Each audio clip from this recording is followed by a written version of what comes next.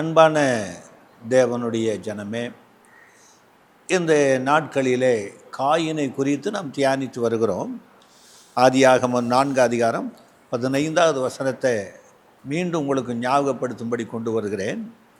அப்பொழுது கர்த்தர் அவனை நோக்கி, காயினை கொல்லுகிற எவன் மேலும் 7 பழி சுமரும் என்று சொல்லி, காயினை கண்டுபிடிக்கிறவன் எவனும் அவனை கொன்று போடாதபடிக்கு கர்த்தர் அவன் மேல் ஒரு அடையாளத்தை போட்டார். காயின் மனுஷ கொலைபாதகனாக, தேவனுடைய பார்வையில் எரிச்சல் உள்ளவனாக, தேவனுக்கு எதிர்த்து நிற்கிறவனாக பேசி கொண்டிருக்கிறான். ஆனால் அவன் ஒரு விண்ணப்பத்தை வைக்கிறான், என்னை கண்டுபிடிக்கிறவர்கள் எல்லாம் கொன்று போடுவாங்க, நான் பூமியில் நிலையற்று அலைகிறவனாக இருப்பேன், எனக்கிட்ட இந்த தண்டனை பெரியது என்று சொல்லி ஒரு விண்ணப்பத்தை கர்த்தரிடத்தில் வைக்கிறான். இந்த விண்ணப்பத்தை கர்த்தர் கேட்டு அவன் மேலே ஒரு அதிகாரத்தை, ஆளுகையை கொடுக்கறதை பார்க்குறோம்.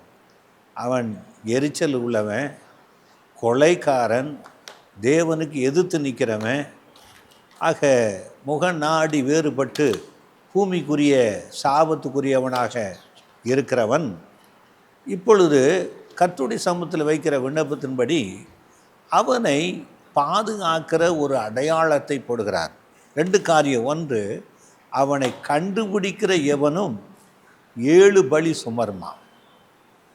அவனை கண்டுபிடிக்காமல் இருக்க ஒரு அடையாளத்தை போடுகிறார். ஏன் அவனை பாதுகாக்க வேண்டும்? என்ன காரியம்? இதை குறித்து தான் நாம் விரிவாக இந்த நாளில் பார்க்க போகிறோம்.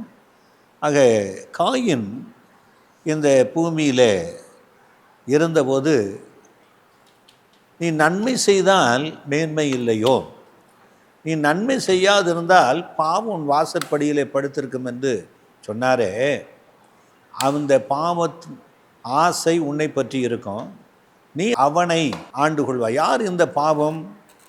ஏவாளை வஞ்சித்த அதே சர்ப்பம், சாத்தான். இப்போ பாவம் என்கிற நிலையில் இருக்கிறது. ஏன்னா மீறுதல் பாவம். அங்கே மீறக்கூடிய சூழ்நிலையில் அமைத்து கொண்டு வந்தவன் பாவம் என்கிற சாத்தான். ஆக இந்த பாவத்தை செய்யும்படி காயினை தூண்டினவன் சாத்தான். ஆக இந்த பாவம் செய்தபடியினாலே இவனுக்கு பாவம் பெற்ற மனுஷன், பாவம் மனுஷன் என்று சொல்லப்பட்டிருக்கிறது.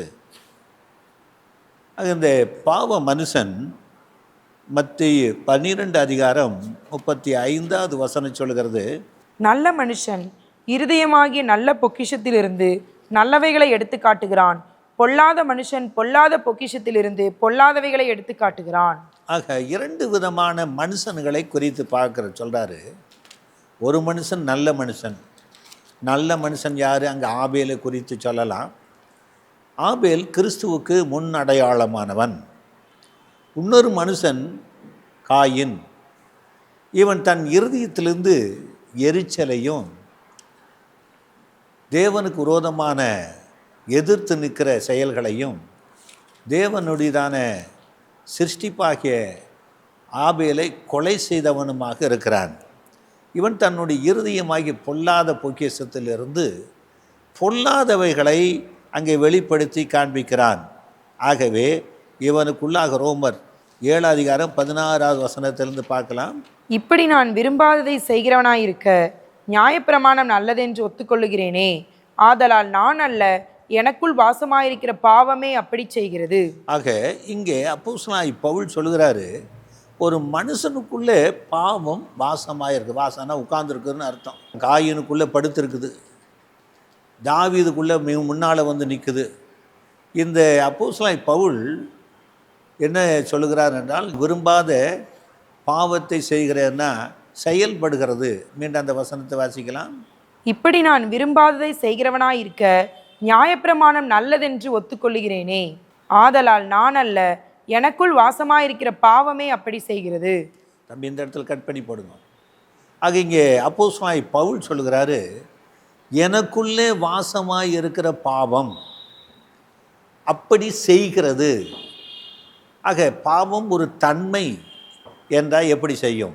அதுக்கு பின்பதாக ஒரு மனிதன் செய்கிறான் என்று, பொல்லாத மனுஷன் பொல்லாத இருதயத்திலிருந்து பொல்லாதைகளை செய்கிறான். யார் இந்த பொல்லாத மனுஷன்? அவன்தான் காயின். ஆக பாவ மனுஷன் அவன்தான். அப்போஸ்தலனாகிய பவுலுக்குள்ளாக இருக்குன்னு சொல்லுகிறாரு, நான் அல்ல, எனக்குள் வாசமாய் இருக்கிற பாவமே அப்படி செய்து. என்ன அவருக்குள்ளே செய்து? நான் விரும்புகிறதை செய்யாமல் விரும்பாத ஒரு செயல்களை நான் செய்கிறேன். அதுதான் எனக்குள்ளே வாசமாய் இருக்கிற பாவம். ஒரு மனிதன் தேவன் விரும்பாத காரியங்களை செய்வானானால் அவனுக்குள்ளாக வாசமாய் இருக்கிற இருந்து கொண்டிருக்கிற பாவம். ஆக பாவத்துக்கு பின்பு ஒரு மனுஷன் பாவ மனுஷன் செயல்படுகிறான் என்று வேதம் சொல்லுகிறது.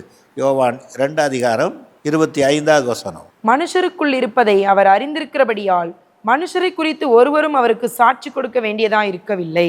ஆக இயேசு சொல்லுகிறாரு, மனுஷனுக்கு உள்ளாக இருப்பதை அவர் அறிந்தபடியால் ஒருவரும் அந்த மனுஷனை குறித்து சாட்சி கொடுக்க வேண்டிய அவசியமில்லை.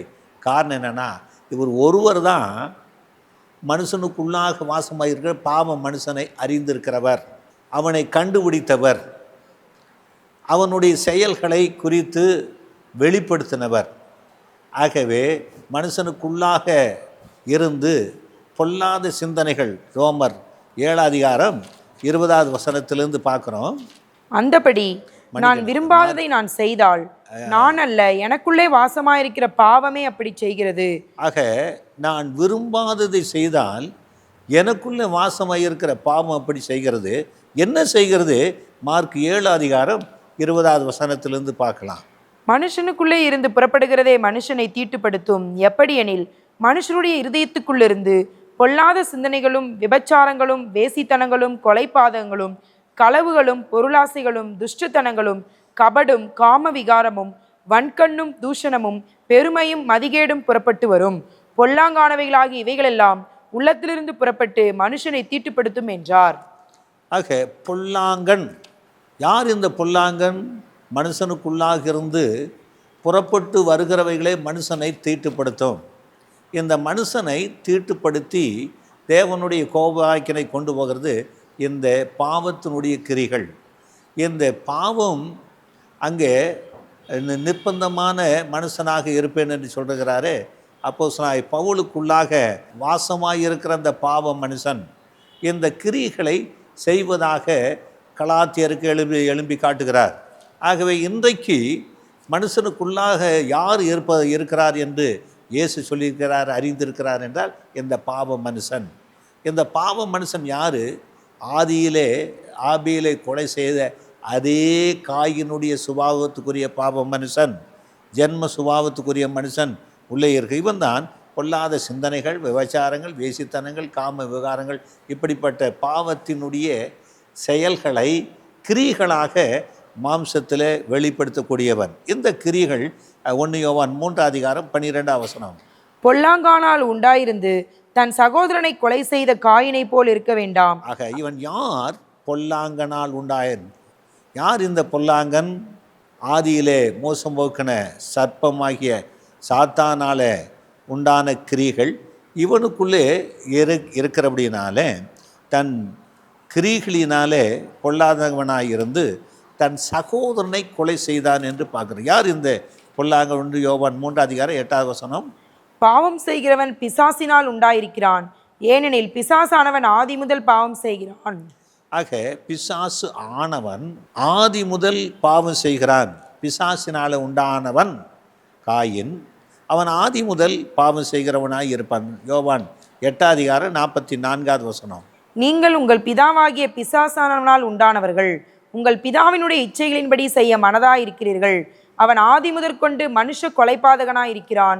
சத்தியம் அவனிடத்தில் இல்லாதபடினால் அவன் சத்தியத்திலே நிலை நிற்கவில்லை. அவன் பொய்யனும் பொய்க்கு பிதாவுமாய் இருக்கிறபடியால் அவன் பொய் பேசும்போது தன் சொந்தத்தில் எடுத்து பேசுகிறான். ஆக ஆதி முதலாக கொலைபாதகன் யார்? அவன்தான் காயின், முதல் கொலை செய்தவன். ஆக அவன் பிசாசின் கிரிகளை உடையவனாய் இருக்கிறான். பிசாசின் கிரிகள் என்ன? பாவம்.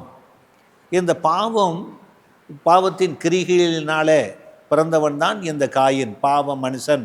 இவன் மனுஷனுக்குள்ளாக மறைந்திருந்து தேவனாய் கர்த்தர் போட்டாரே நியாயப்பிரமாணம், சட்டதிட்டங்கள், அதனுடைய மறைவில் இருந்து மனுஷனுக்குள்ளாக இந்த பொல்லாத கிரிகளை செய்ய வைத்து தேவனுடைய நியாயப்பிரமாணத்தினுடைய கோபாக்கினைக்கு கொண்டு போய் அந்த கோபாக்கினையின் மூலமாக மரணத்துக்கு எதுவாக ஆண்டு கொள்ளுகிறான் என்று வேதம் சொல்லுகிறது. ஆக இப்படிப்பட்ட மரணத்துக்கு பாவம் ஆண்டு கொண்டு மரணத்துக்கு எதுவாக ஒப்பு கொடுக்கிறபடினாலே இவன் தன்னை மறைத்து கொண்டு இருக்கிறான் என்று வேதம் சொல்லுகிறது. ஆகவே இப்படி அவனை கண்டுபிடிக்கிற யாவர் மேலும் 7 பழி சுமருமா. அப்படியானால் இயேசு கிறிஸ்து மனுஷனுக்குள்ளாக மறைந்திருக்கிற இந்த காயினை அவர் நமக்கு வெளிப்படுத்தினபடினாலே அந்த இயேசு கிறிஸ்து 7 பழியை தான் மேலே சுமந்து கொள்ள வேண்டும். தேவனாகி கர்த்தர் போட்ட காரியம். அந்த 7 பலியை அவர் சுமந்து கொள்வதற்கு என்ன செய்ய வேண்டும்? லேவியராகமம் 19 அதிகாரம் 18 வசனம். பழிக்கு பழி வாங்காமலும் உன் ஜனபுத்திரர் மேல் பொறாமை கொள்ளாமலும் உன்னில் நீ அன்பு கூறுவது போல பிறனிலும் அன்பு கூறுவாயாக, நான் கர்த்தர். ஆக கர்த்தர் சொல்லுகிறாரு, பழிக்கு பழி வாங்கக்கூடாது என்று. உபாகமம் 32 அதிகாரம் 35 வசனம்.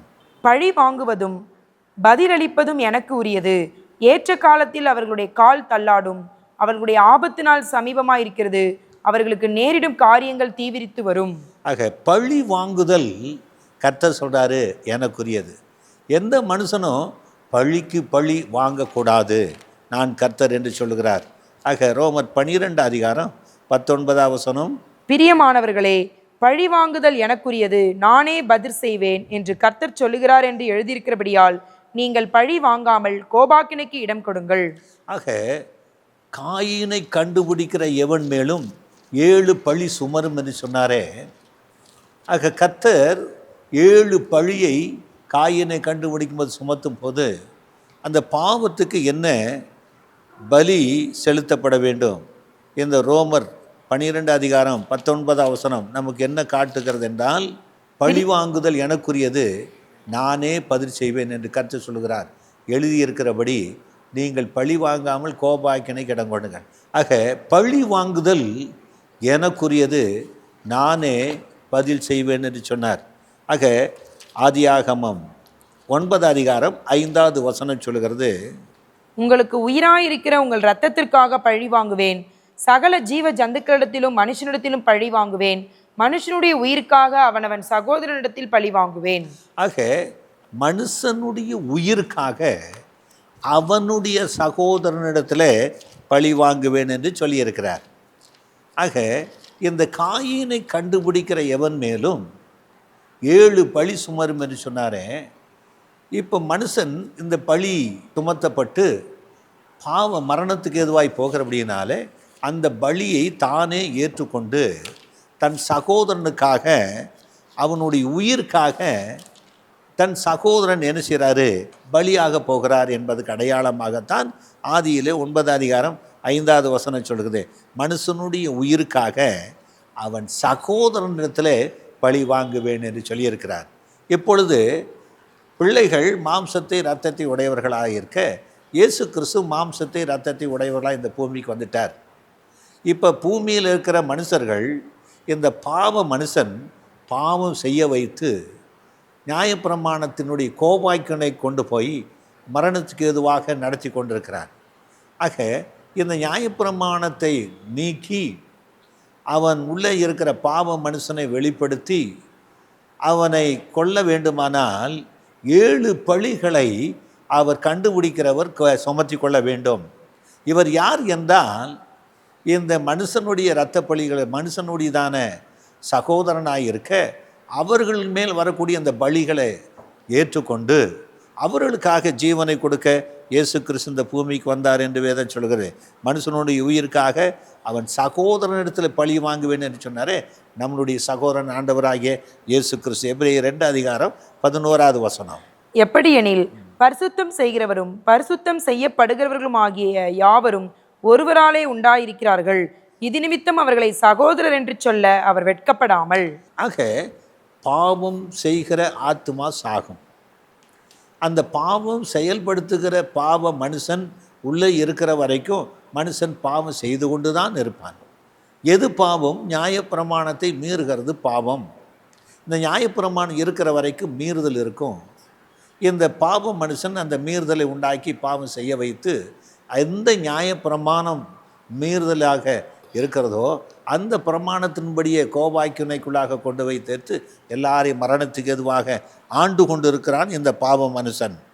ஆகவே இந்த பாவம் மனுஷன் ஆண்டு கொண்டிருக்க அவனை அழித்து விட்டு எந்த மனுஷனுக்குள்ளாக இருக்கிறானோ பிள்ளைகள் மாம்சத்தை இரத்தத்தை உடையவர்கள் அந்த மனுஷனுக்கு பிள்ளைகளுக்கு மீட்பை கொடுக்கும்படி ஆண்டவராய் இயேசு கிறிஸ்து இந்த பூமிக்கு வந்திருக்கிறார். இவர் சகோதரன் என்று சொல்லிக் கொள்வதற்கு அவர் வெட்கப்படவில்லை. பரிசுத்தம் செய்கிறவரும் பரிசுத்தம் செய்யப்பட வேண்டியவர்களும், ஏன்னா பாவம் தான் செஞ்சிட்டு இருந்தது. இப்பொழுது அந்த மனுஷன் பரிசுத்தம் செய்யப்படணும். ஒருவராலே உண்டாயிருக்கிறார்கள்.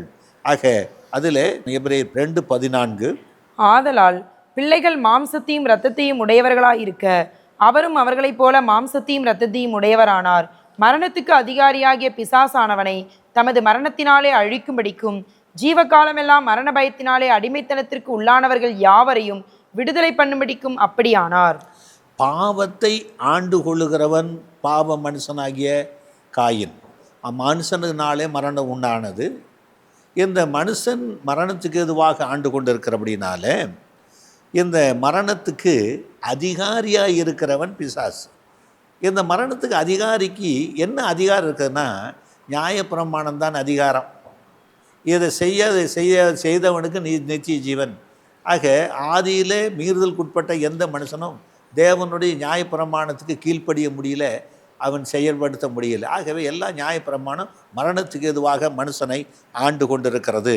ஆகவே மரணத்துக்கு அதிகாரியாகிய பிசாசானவனை இயேசு கிறிஸ்து தன்னுடைய மரணத்தினாலே அழிக்கும்படிக்கு தான் தன் சகோதரர்களுக்கு வரக்கூடிய மரணத்துக்கு பின்னால் இருந்து செயல்படுகிற பாவத்துக்கு பின்னால் செயல்படுகிற பாவ மனுஷன்களை முற்றிலுமாய் நீக்கி இவர்களுக்கு நித்திய ஜீவனை கொண்டு வர ஆண்டவராய் இயேசு கிறிஸ்து இந்த பூமிக்கு வந்து 7 பலிகளை அவர் ஏற்றுக்கொள்கிறார்.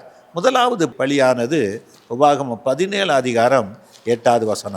உன் வாசல்களில் இரத்த பழிகளை குறித்தும் வியாச்சியங்களை குறித்தும் காயம்பட்ட சேதங்களை குறித்தும் வழக்கு நேரிட்டு நியாயம் தீர்ப்பது உனக்கு அரிதாயிருந்தால் நீ எழுந்து உன் தேவனாகிய கர்த்தர் தெரிந்து ஏற்படுத்தின ஸ்தானத்திற்கு போய். ஆக முதலாவது பலி இங்கே சொல்லப்பட்டிருக்கு இரத்த பலி. இரத்தத்தை காயின் சிந்தினான். ஆபேலின் ரத்தம் தேவனை நோக்கி பேசினது. முதல் பலியானது ஆபேலின் ரத்தம். ஆகவே முதல் பலி எதுன்னா இரத்த பலி. இந்த இரத்த பலியை ஆண்டவராய் இயேசு கிறிஸ்து தன்னுடைய சொந்த இரத்தத்தினால நிவிர்த்தி செய்யும்படி வந்திருக்கிறார். இரண்டாவதாக வீண் பலி. 2 சாமுவேல் 19:27. அவன் ராஜாவாகி என் ஆண்டவனிடத்தில் உமது அடியான் மேல் வீண் பழி சொன்னான். ராஜாவாகி என் ஆண்டவனோ தேவனுடைய தூதனை போல இருக்கிறார். உமது பார்வைக்கு நலமாக தோன்றுகிறபடி செய்யும். இங்கே வீண் பழி என்று சொல்லுகிறார். ஆண்டவராய் இயேசு கிறிஸ்து இந்த பூமியில் வந்தபோது அவர் மேல் அநேக பழிகளை சொன்னாங்க. ஆக வீண் பழி அவர் மேலே சுமத்தப்பட்டது என்று வேதம் சொல்லுகிறது. கர்த்தாவே, நீர் மீட்டுக்கொண்ட உமது ஜனமாகி இஸ்ரவேலின் மேல் குற்றமில்லாத இரத்த பழியை சுமத்தாமல் உமது ஜனமாகி இஸ்ரவேலின் மேல் கிருபை உள்ளவராய் இரும் என்று சொல்வார்களாக. அப்பொழுது இரத்த பழி அவர்களுக்கு நிவிர்த்தியாகும். குற்றமில்லாத இரத்த பழி என்று சொல்லும்போது சிலருக்கு எந்த குற்றம் இருக்காது. ஆனால் அவர்கள் மேலே பழி சுமத்தி அவர்களை இரத்த பழி வாங்குவாங்க. ஆகவே குற்றமில்லாத இரத்த பழி இயேசுவின் மேலே இவனிடத்தில் எந்த குற்றத்தையும் காணேன் என்று பிலாத்து சொன்னபோது, ஆனால் எங்கள் நியாயப்பிரமாணத்தின்படி இவன் கொலை செய்யப்பட வேண்டும் என்று இரத்த பழி சுமத்தினால குற்றமில்லாத இரத்த பழி என்று சொல்லப்பட்டிருக்கிறது. மூன்றாவதான காரியம் குரோத பழி. எசேக்கியேல் 25:12. கர்த்தராகிய ஆண்டவர் உரைக்கிறது என்னவென்றால், ஏதோம் யூதா வம்சத்தாரிடத்தில் குரோதம் தீர்த்து பழி வாங்கி பெரிய குற்றம் செய்தபடியினால். ஆக குரோதம் வைத்து பலி சுமத்துவது. இயேசு கிறிஸ்து மேலே அவள் குரோதம் வைத்து அல்லது விரோதம் வைத்து அநேக பழிகளை அவர் மேலே சுமத்தினார். ஆனால் இயேசு கிறிஸ்து அதுக்கு என்ன பலி செலுத்தினார் என்று நான் பின்னால் பார்க்குறோம். நான்காவதான காரியம் எசேக்கியேல் 25:15. கர்த்தராகிய ஆண்டவர் உரைக்கிறது என்னவென்றால், பெலிஸ்தியர் குரோதக்காரராயிருந்து பழம் பகையால் கேடு செய்ய வேண்டுமென்று வர்மம் வைத்து பழிவாங்கினபடியினால். ஆக வர்மம் வைத்து பழி வாங்குறது. ஆக ஏசா யாக்கோப்பை பார்த்து தெரிவிக்க, என் தகப்பன் மரணம் வரும், அந்த நாளிலே என் தகப்பனுடைய மரணத்தில் நான் இவனை என்ன செய்வேன், கொலை செய்வேன் என்று வர்மம் வச்சு உள்ளத்தில் வர்மம்னா கொடிய எண்ணத்தை வைத்து கொண்டான். வர்மம் வைத்த ஒரு பலி. 5வது காரியம் கொடுமையான பலி. எரேமியர் 51:35. எனக்கும் என் இனத்தாருக்கும் செய்த கொடுமையின் பழி பாபிலோன் மேல் வரக்கடவதென்று சீயோனில் வாசமானவள் சொல்லுகிறாள். என் இரத்தப்பழி கல்தையர் தேசத்து குடிகளின் மேல் வரக்கடவதென்று எருசலேம் என்பவளும் சொல்லுகிறாள். ஆக அநேகர் மற்றவங்களை கொடுமைப்படுத்தி கொண்டே இருப்பார்கள். காரணம் என்னென்னா, அவர்கள் பெற்றோருடைய நிமித்தம் அல்லது அவளை சார்ந்தவர்கள் அவளுக்கு செய்த காரியங்கள் நிமித்தம் கொடுமைப்படுத்தி கொண்டிருப்பாங்க. இது ஒரு குடும்பத்தில் தாய் இறந்து போன ஒரு குழந்தை இருக்குமானால், இறந்து போன அந்த குழந்தையை கொடுமைப்படுத்துவதை பார்க்குறோம். அது கொடுமை பழி என்று வேதம் சொல்லுகிறது. 6வது அருவருப்பு பழி. பாகம் 18 10, 11, 12 தன் மகனையாவது தன் மகளையாவது தீக்கடக்க பண்ணுகிறவனும், குறி சொல்லுகிறவனும், நாள் பார்க்கிறவனும், அஞ்சனம் பார்க்கிறவனும், சூனியக்காரனும், மந்திரவாதியும், சன்னதக்காரனும், மாயவித்தைக்காரனும், செத்தவர்களிடத்தில் குறி கேட்கிறவனும் உங்களுக்குள்ளே இருக்க வேண்டாம். இப்படிப்பட்டவைகளை செய்கிறவன் எவனும் கர்த்தருக்கு அருவருப்பானவன். இப்படிப்பட்ட அருவருப்புகளின் நிமித்தம் உன் தேவனாகி கர்த்தர் அவர்களை உன் முன்னின்று துரத்தி விடுகிறார். எரேமியா 51:10. அம்புகளை துலக்குங்கள், கேடகங்களை நன்றாய் செப்பனிடுங்கள். கர்த்தர் மேதியருடைய ராஜாக்களின் ஆவியை எழுப்பினார். பாபிலோனை அழிக்க வேண்டுமென்பதே அவருடைய நினைவு. இது கர்த்தர் வாங்கும் பழி, இது தமது ஆலயத்துக்காக அவர் வாங்கும் பழி. அன்பு தேவனுடைய பிள்ளைகளே, காயினை கண்டுபிடிக்கிற எவன் மேலும் 7 பழி சுமரும் என்று சொல்லப்பட்டபடி, 1வது பழி இரத்தப்பழி, 2வது குற்றமில்லாத இரத்தப்பழி, 3வது குரோத பழி, 4வது வர்மம் வைத்த பழி, 5வது கொடுமையான பழி, 6வது வீண் பலி, 7வது ஆலயத்திற்காக வாங்கும் பழி.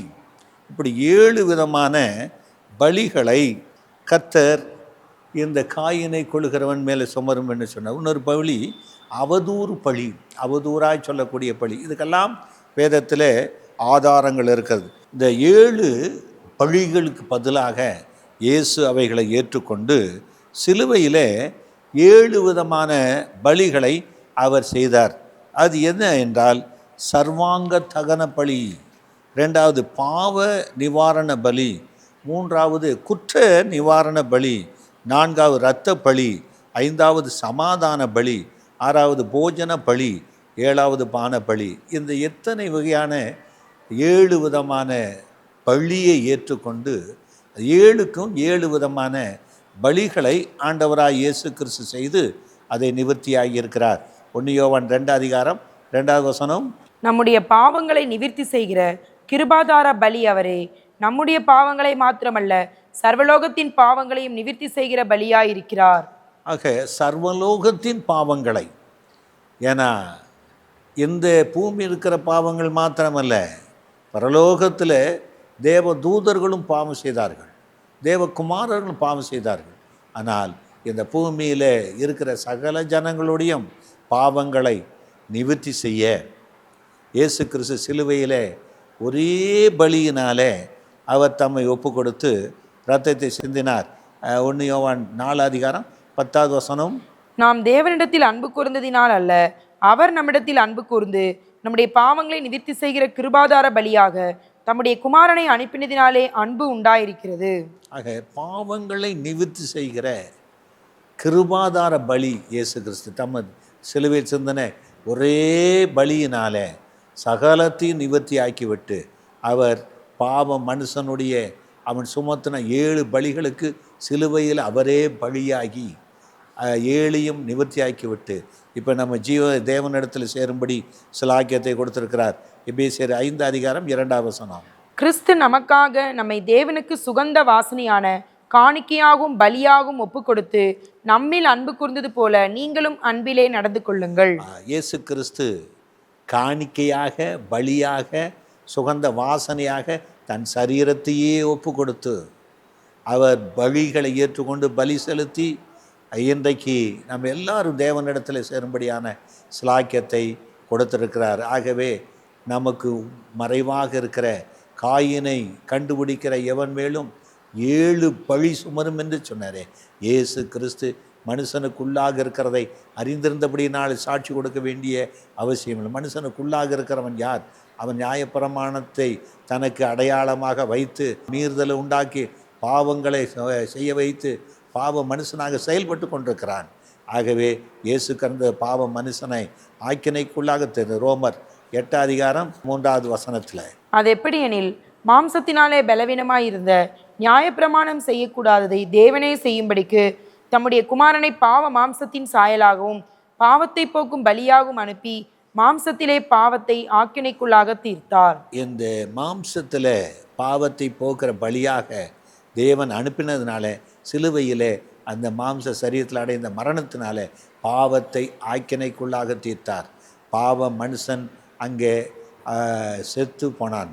ஏன்னால் நியாயப்பிரமாணம் இல்லாவிட்டால் பாவம் செத்ததாக இருக்கும். நியாயப்பிரமாணத்துக்காக இயேசு கிறிஸ்து மரித்து நியாயப்பிரமாணத்தின்படி 7 பலிகளை செலுத்தி அவர் நிவர்த்தி ஆக்கி இந்த நியாயப்பிரமாணத்தை முடிவு கொண்டு வந்ததுனால நியாயப்பிரமாணம் இல்லாவிட்டால் மீறுதல் பாவம் இல்லை. பாவம் நியாயப்பிரமாணம் இல்லாவிட்டால் பாவம் செத்ததாக இருக்கும் என்று சொன்னபடி பாவம் மனுஷன் அங்கே செத்து முடிந்து போனான். இன்றைக்கு தேவனால் எழுப்பப்பட்ட இயேசு கிறிஸ்து ஜீவிக்கிறார். அவர் ஜீவனுள்ள தேவன். அவரை அண்டிக் கொள்ளுகிற யாவரும் பாக்கியவான்கள். கர்த்தர் உங்களை ஆசீர்வதிப்பாராக. எங்கள் சபையின் ஞாயிறு ஆராதனை நேரங்கள்: ஆங்கில ஆராதனை காலை 7 மணி முதல் 8:30 மணி வரை, தமிழ் ஆராதனை காலை 8:30 மணி, தெலுங்கு மற்றும் தமிழ் ஆராதனைகள் மாலை 7:30 முதல் 9 மணி வரையிலும் நடைபெறுகிறது. இவ் ஆராதனைகளில் பங்கு பெற்று இறையாசியை பெற்று மகிழுங்கள். மேலும் ஒவ்வொரு வெள்ளிக்கிழமை தோறும் பகல் 11 மணிக்கு உபவாச ஜெபமும் நடைபெறுகிறது என்பதை தெரிவித்துக் கொள்கிறோம். Reverend J. ஜோதி பிரகாசம், புதிய சுவிசேஷ கிறிஸ்தவ திருச்சபை, ராஜீவ் காந்தி சாலை, OMR, புனித தோமா தெரு, எகாட்டூர், சென்னை 130.